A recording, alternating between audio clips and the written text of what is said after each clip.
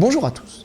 Aujourd'hui, il va être question d'un shonen dessiné par Ikemoto Mikio et scénarisé par Koichi Ukiyo, puisque nous allons parler de Boruto, sous-titré Naruto Next Generation, suite tant attendue du célèbre Naruto de Kishimoto Masashi. Boruto est un apprenti ninja, comme beaucoup de jeunes de son village. Sa particularité, c'est qu'il est le fils du 7e Hokage, l'actuel chef ninja du village, et de surcroît, le petit-fils du 4e Hokage. Il s'agit d'une forte tête qui n'a pas spécialement envie de suivre la voie de ses glorieux aïeux. Au contraire, il semble vouloir s'écarter de son père qui, vu ses immenses responsabilités, n'est pas assez présent pour sa famille et son fils.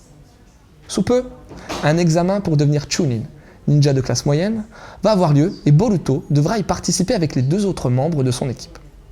Ce sera l'occasion de montrer aux autres, mais surtout à son père, les prouesses dont il est capable. Et pour cela, 2 voies vont s'ouvrir à lui.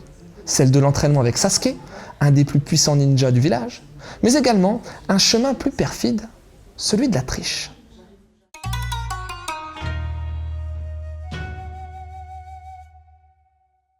Techniquement, on est face à un Kagebunshin, un clone de Naruto. Rappelons que Kishimoto ne fait que superviser ce manga, et c'est Ikemoto, son ancien assistant, qui le dessine. Le trait est donc très épuré et relativement simpliste, sans réelle profondeur sur les personnages et jouant fortement sur le contraste noir-blanc.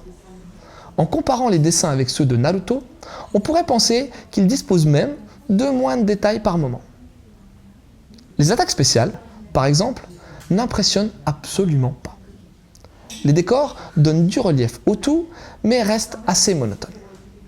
La mise en case de ce premier volume ne se démarque pas des poncifs qu'on retrouve dans les shonen et associe habilement linéarité et dynamisme afin de donner un rythme plaisant à l'histoire. L'édition de chez Kana suit le modèle de son illustre prédécesseur et ponctue ce volume de descriptifs des personnages ainsi que d'une pub pour les animés, films et séries de Boruto. Concernant la traduction, j'ai trouvé certaines tournures de phrases pas très à propos et ne collant pas forcément avec la cible visée par ce manga.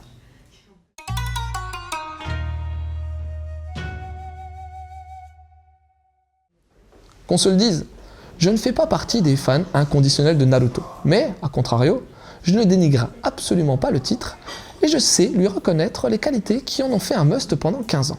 Car oui, Boruto est un manga avec une lourde, très lourde responsabilité, celle de succéder au titre phare du début des années 2000. La même responsabilité incombe à Ikemoto Mikio, ancien assistant de Kishimoto Masashi, puisque son Boruto était très attendu. Et concernant ce volume 1, on ne peut pas dire que la réussite est totale. Ce manga joue, pour l'instant, de manière trop prononcée sur la similitude avec son aîné. Alors oui, les fans ne seront pas perdus, mais on a beaucoup de mal à faire la différence avec l'ancienne génération de ninjas, mis à part les quelques nouveautés technologiques. Là où j'avais apprécié les points communs entre la génération de Naruto et celle de Jiraiya, j'ai du mal à voir se réitérer cette transposition une fois de plus. On retrouve pratiquement tous les enfants des personnages de l'univers de Naruto et ces derniers ressemblent physiquement et ou psychologiquement à leur père ou leur mère. Pas de réelle nouveauté donc sur ce point-là. Là où Boruto essaye de se démarquer, c'est au niveau des objectifs de Boruto et surtout des moyens employés. Naruto était le vilain petit canard et il voulait à tout prix se faire accepter, tandis que Boruto a une pression lourde sur ses épaules, étant le fils de l'Hokage. Et son but est de prouver sa réelle valeur aux yeux de tous, mais surtout aux yeux de son père. Les entraînements sont classiques, les combats et épreuves le sont aussi. Bref, tout a déjà été vu à maintes reprises dans Naruto. Maintenant, il ne s'agit que d'un premier volume, et l'attente des fans est immense. J'espère qu'Ikemoto réussira à s'approprier Boruto, et qu'il donnera à ce manga une identité propre. Et j'ai bon espoir, car ce volume 1 se termine par un chapitre spécial révélant certaines informations sur Mitsuki, un des membres de l'équipe de Boruto, et cette partie avait largement plus de saveur que tout le reste du manga. Un bon potentiel en perspective. Pour aller avec cette lecture, bien entendu, je vous conseillerais Naruto, l'œuvre fondatrice, afin de ne pas être trop perdu. Naruto Gaiden, le 7e Hokage et la Lune écarlate, un one-shot qui fait la transition entre Boruto et son illustre prédécesseur.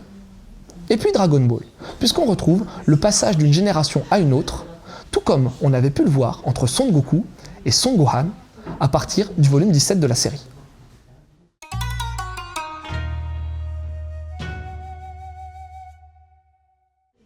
Boruto est un shonen dessiné par Ikemoto Mikio et scénarisé par Koichi Ukyo.